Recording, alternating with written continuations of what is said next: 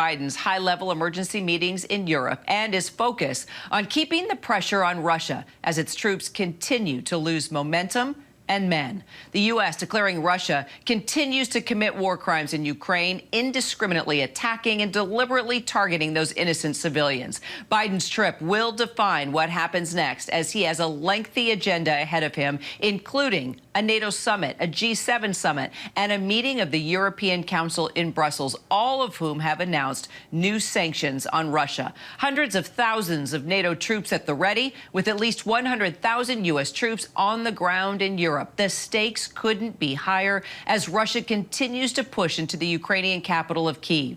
Joining us now, our senior national correspondent, Terry Moran, who is in Brussels for us, ABC News White House correspondent, Mary Alice Parks. She's with us here in Washington, and also ABC News national security and defense analyst Mick Mulroy joins the discussion. Terry, let's start with you, of course. New sanctions now announced against Russia. Walk us through them and what they could mean.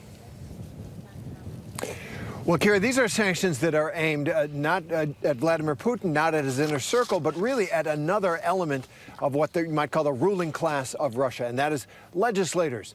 For what it's worth, there is the Duma, the elected lower house of parliament in Russia. Those elections very restricted by Vladimir Putin, and those people are now being sanctioned by the United States in the hopes that by broadening the number of people who will feel the pain of U.S. sanctions, they can turn the screws tighter on the ruling elites around Vladimir Putin and hopefully try to bring this war to a peaceful conclusion, to an end, through the means of economic sanctions. It's a long shot, but it is at least doing something. They're also trying to make sure that some of the loopholes, financial loopholes that they have discovered inside the existing sanctions are closed. What they aren't doing is shutting off the oil and gas to Europe, especially the gas. That is something that Germany and other nations here openly regret that they say they cannot do.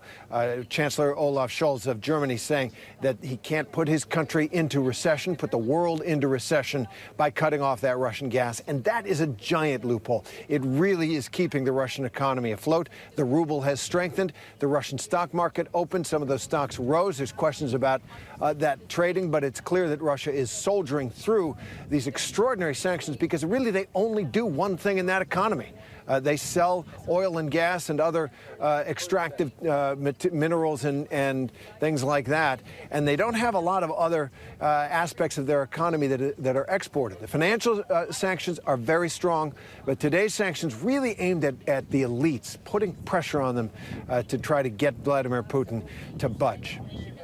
And we'll see what that pressure does, Terry. Indeed. Mary Alice, the U.S. now welcoming up to 100,000 Ukrainian refugees. Give us the details, as critics are still saying, what took so long? Yeah, Kira, I think it's important to put this number in context. It's one thing to say that the United States would be willing to welcome 100,000 refugees. It's another to say exactly when and how. We're hearing immigration activists say that the traditional refugee program is still so backlogged. Refugee resettlement programs here in the U.S. have been working overtime the last few months already to deal with a crush of people from Afghanistan.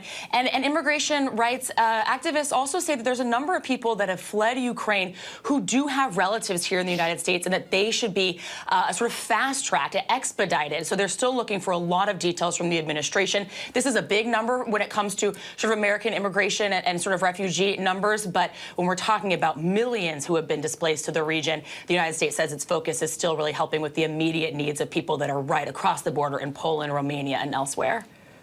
And, Mick, we're starting to hear that scary word nuke again. NATO leaders saying the alliance is transforming for a more dangerous strategic reality. That's the quote. The Secretary General went on to say that Russia's invasion of Ukraine has created a new normal. So let's talk about what that means exactly going forward. Yes, Kira. So that's definitely going to be a part of the discussion that's happening right now in Brussels. The contingency plans for what if. What if Russia uses chemical weapons in the Ukraine, or biological weapons? What if Russia uses a tactical nuclear weapon in Ukraine?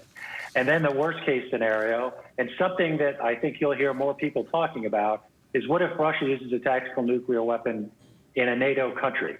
And the reason why people will be talking about that is because Russia, during their exercises, often goes to this as a plan of action to push NATO back from deciding to join any kind of conflict.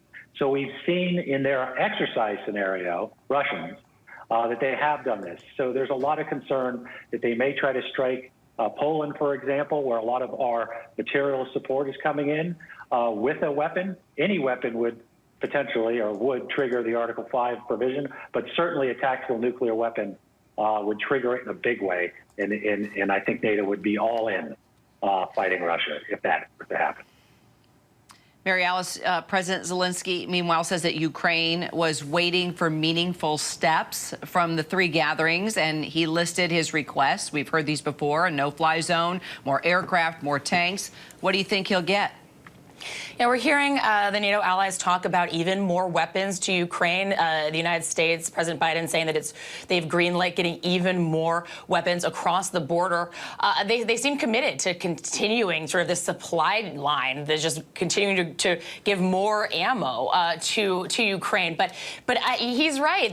They've been giving all these weapons and nothing has actually stopped President Putin. He's continuing to put pressure in really blunt terms on NATO to basically have some more creative thinking, to come out of these meetings with something else besides, more anti-tank equipment, more bullets, more guns, something else that might be able to actually stop President Putin. And I think that these Western leaders are going to be under just so much pressure over the next 12, 24 hours to come out of these meetings with some announcement that's not just more money for more weapons.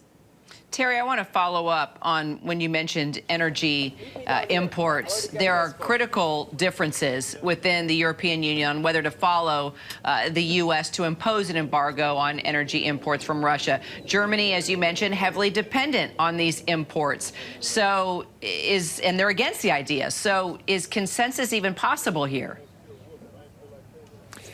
Likely not. And the highest priority for President Biden since the beginning of this crisis is to keep NATO and the broader European alliance united, that it marches in lockstep against Putin and what he wants to do. And that means, because Chancellor Scholz and the Netherlands and other countries are saying that they cannot really afford to cut off Russian gas. They've become so dependent on it. More than half of all of Germany's gas comes from Russia. They can't afford to have the lights go down and the heat go off and all the rest of it.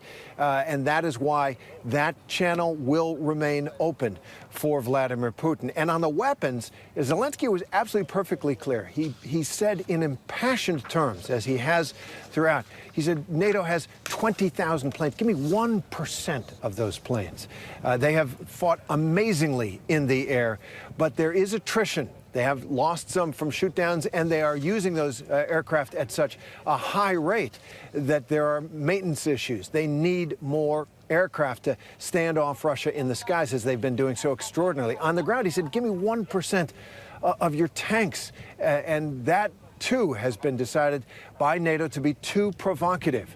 And so they are giving very valuable weapons. Those Stinger missiles, surface-to-air missiles are doing very well. Obviously, the Javelin anti-tank weapon has proved once again its worth. There are drones they're being able to use. But these would be difference makers, and NATO is saying no. Terry, Mary Alice, Mick, we will talk a lot more throughout the day. Thanks for the discussion. Hi, everyone. George Stephanopoulos here. Thanks for checking out the ABC News YouTube channel. If you'd like to get more videos, show highlights, and watch live event coverage, click on the right over here to subscribe to our channel. And don't forget to download the ABC News app for breaking news alerts. Thanks for watching.